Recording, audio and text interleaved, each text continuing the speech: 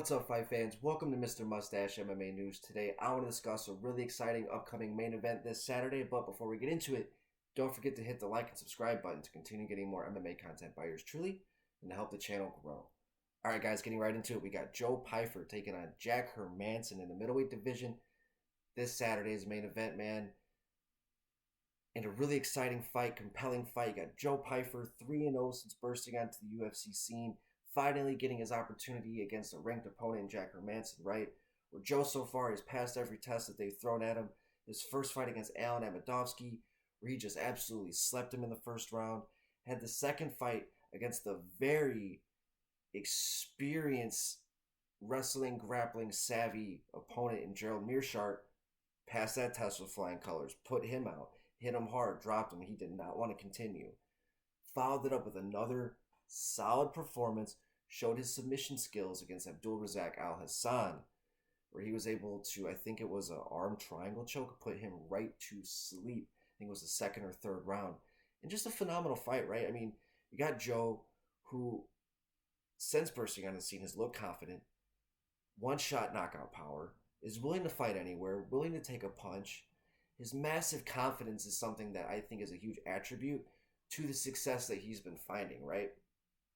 You have a guy who has openly spoken about basically living in poverty, so he's really trying to fight for his livelihood. Think that is a huge factor as well into the story of Joe Pyfer. The guy's hungry, literally and figuratively. And going against a guy like Jack Hermansson, who is a phenomenal test, almost kind of at gatekeeper status for middleweight.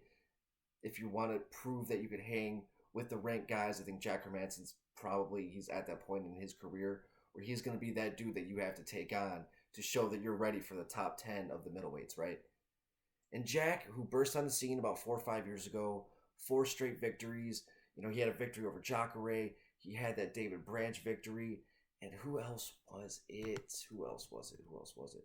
And he beat Gerald Meerschaert himself, that's right, before running into Jared Cannonier. And since then, he's had a little bit of inconsistencies. He had the win over Kelvin Gastelum, had the win over Edmund Shabazian, and the win over Chris Curtis. But whenever he's fought guys who are willing to really stand toe-to-toe and not be bullied, because that's kind of been Jack's thing. That's kind of what got him to burst in the scene. He caught these guys slipping. He goes out there fast, hot. He starts hot, right? As the fight goes on, you see him kind of dwindle. But when the fight starts, he's as dangerous as ever. And he's been able to catch these guys like basically cold and get in some really nice victories within the UFC. But when he's fought these really experienced guys or guys who are able to survive those first 3 minutes against him, those guys who don't allow him to push them back or be bullied per se, Roman Dolidze, Marvin Vettori, Sean Strickland, all really good examples where they're like, no, not today. Even the Jared Cannonier fight, Jared absolutely broke him in that matchup. And that is pretty much the recipe for success here with Joe Pyfer, where he just has to go out there and impose his will, survive those first 3 minutes of Jack Hermansson. The only time we've really ever seen Jack not really try and use his pressure was against his Chris Curtis fight, where it wasn't really working, and Chris was starting to make him pay a little bit on the feet. You saw him just get on his bicycle, use his lateral movements, and just frustrate the fuck out of Chris Curtis, and outpointed him to a victory in that fight. That will probably be his recipe for success in this fight as well against Joe Pyfer, because I don't think he's going to be able to move him back. I think Joe is just as willing to grapple with him, and I think that he might be a better grappler than Jack Hermansson himself. Jack's good. He's been in the UFC and ranked for a reason. He's a tough guy. But I just think that this matchup, I think Joe Pyfer being 26, 27 years old, you got Jack now who's 35. He's been beat. His confidence isn't what it used to be. He's not on the upswing anymore.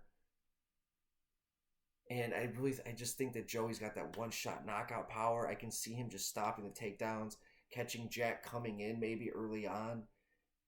I see a clear, decisive victory for Joe Pyfer, welcoming him into the ranked part of the middleweight division within the UFC.